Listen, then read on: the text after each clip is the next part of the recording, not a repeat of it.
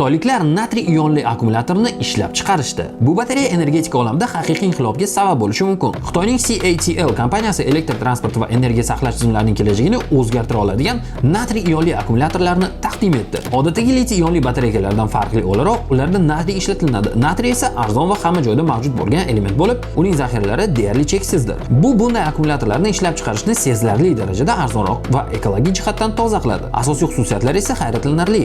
Kilogrammiga 175 Wh/soatgacha energiya sig'imi, atigi 15 daqiqada 80% gacha tez zaryadlash imkoniyati va samaradorlikni yo'qotmasdan Selsiy bo'yicha -40% darajagacha bo'lgan haroratda ishlash qobiliyati.